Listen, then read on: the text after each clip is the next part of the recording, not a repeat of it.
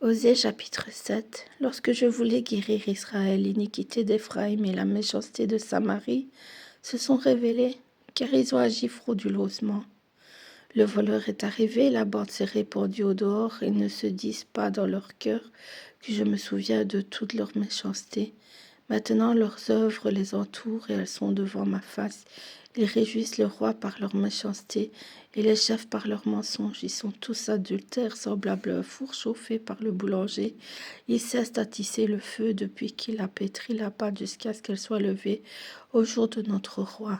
Les chefs se rendent malades par les excès du vin. Les rois tendent la main aux moqueurs. Ils appliquent aux embûches leur cœur pareil à un four.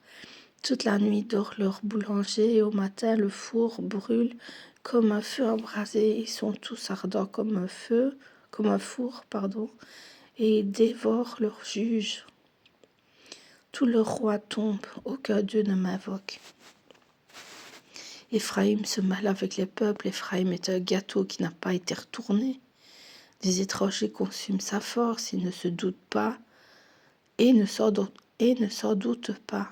La vieillesse s'empare de lui et ils ne s'en doutent pas. L'orgueil d'Israël témoigne contre lui. Ils ne reviennent pas à l'Éternel leur Dieu et ils ne le cherchent pas malgré tout cela. Éphraïm est comme une colombe stupide, sans intelligence. Ils implorent l'Égypte, ils vont en Assyrie. S'ils partent, j'étendrai sur eux mon filet, je les précipiterai comme les oiseaux du ciel.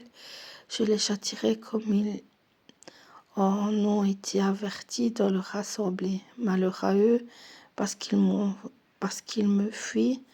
Ruine sur eux, parce qu'ils me sont infidèles. Je voudrais les sauver, mais ils disent contre moi des paroles mensongères. Ils ne crient pas vers moi dans leur cœur. Mais ils se lamentent sur leurs couches. Ils se rassemblent pour avoir du blé et du mou, et ils s'éloignent de moi. Je les ai châtiés. J'ai fortifié leurs bras, ils méditent le mal contre moi. Ce n'est pas au Très-Haut qu'ils retournent. Ils sont comme un arc trompeur, leurs chefs tomberont par l'épée. À cause de l'insolence de leur langue, c'est ce qui leur rendra un objet de risée dans le pays d'Égypte.